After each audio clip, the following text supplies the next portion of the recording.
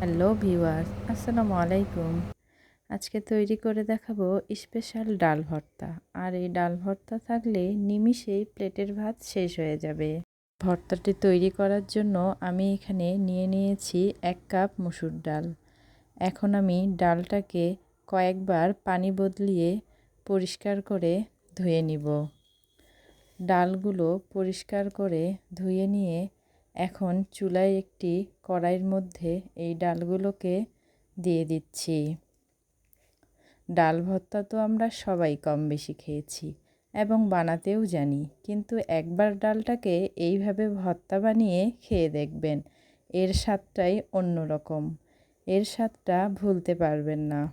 এবারে এখানে আমি 3 কাপ পরিমাণে পানি দিয়ে দিলাম কিছু রসুনের কোয়া ও 1 টেবিল চামচ সয়াবিন তেল। এবারে আমি ঢাকনা দিয়ে দিলাম 15 মিনিটের জন্য। 15 মিনিট পর ঢাকনা তুলে দেখুন আমার ডালটা কিন্তু প্রায় সিদ্ধ হয়ে গিয়েছে। এ পর্যায়ে দিয়ে দিব পরিমাণ মতো লবণ ও একটু হলুদ। সব সময় খেয়াল রাখবেন ডাল সিদ্ধর সময় লবণ আর হলুদটাকে আগেই দিতে যাবেন না, এতে করে কিন্তু ডালটা সহজে সিদ্ধ হতে চাইবে না। এবারে আমি ভালো করে নেড়ে চেড়ে নিব এবং ডালের পানিটা পুরোপুরি শুকিয়ে যাওয়া পর্যন্ত এটাকে রান্না করতে থাকবো। নাড়তে নাড়তেই কিন্তু ডালগুলো গলে যাবে, এটাকে আর মেশারের সাহায্যে ম্যাশ করার প্রয়োজন হবে না। যখন দেখবেন ডালটার পানি পুরোপুরি শুকিয়ে গিয়েছে আর এরকম কড়াই থেকে ছেড়ে আসতেছে, তখনই এটাকে আমি তুলে নিব একটি প্লেটে। এটা আমার হয়ে গিয়েছে। এবারে আমি কড়াই বসিয়ে দিয়েছি, এখানে দিয়ে দিলাম 2 টেবিল চামচ সরিষার তেল। এখন এই তেলেই আমি 6 থেকে 7টি শুকনো মরিচ একটু মুচমুচে করে ভেজে নিচ্ছি। মুচমুচে করে ভাজা হয়ে গেলে এগুলো তুলে নিলাম। এবারে এখানে কিছু রসুনের কোয়া ভাজতে দিয়ে দিলাম। যে কোনো ভর্তা তৈরি করতে রসুন ব্যবহার করলে কিন্তু এর স্বাদটা দ্বিগুণ হয়ে যায়। রসুনটা একটু লাল হয়ে এলেই এখানে আমি 2টি পেঁয়াজ কুচি দিয়ে দিলাম। এবারে রসুন ও পেঁয়াজটাকে একটু লালচে করে ভেজে নিচ্ছি।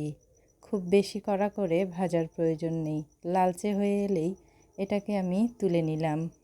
এবারে একটি প্লেটে নিয়ে নিয়েছি। মরিচগুলোর উপরে পরিমাণ মতো লবণ দিয়ে এগুলোকে হাতের সাহায্যে গুঁড়ো করে নিচ্ছি। এগুলো গুঁড়ো হয়ে গেলে তার সাথে পেঁয়াজ আর রসুনটাকে ভালো করে মেখে নিচ্ছি। রসুনগুলোকে টিপে টিপে এগুলোকে আমি ভেঙে নিব। ভালো করে সব মাখা হয়ে গেলে এ পর্যায়ে আমি 1 চামচের মতো সরিষার তেল এখানে অ্যাড করে দিলাম। অবশ্যই ভর্তাতে সরিষার তেলটি দেওয়ার চেষ্টা করবেন। এবারে আমি ডালগুলোকে এখানে মিক্সড করে দিচ্ছি। ডাল আর এই মরিচ পেঁয়াজগুলোকে আমি হাতের সাহায্যে ভালো করে মেখে নিচ্ছি। মেখে নিলেই তৈরি হয়ে গেল দুর্দান্ত স্বাদের ডাল ভর্তা, যা গরম ভাতের সাথে খেতে হয় অসাধারণ। একবার বাড়িতে এভাবে খেয়ে দেখবেন, আশা করছি ভালো লাগবে। রেসিপিটি ভালো লাগলে অবশ্যই আপনাদের ফ্রেন্ডস ও ফ্যামিলির সাথে শেয়ার করবেন। আজকে তাহলে এ পর্যন্তই। সবাই ভালো থাকবেন, সুস্থ থাকবেন। আল্লাহ হাফেজ।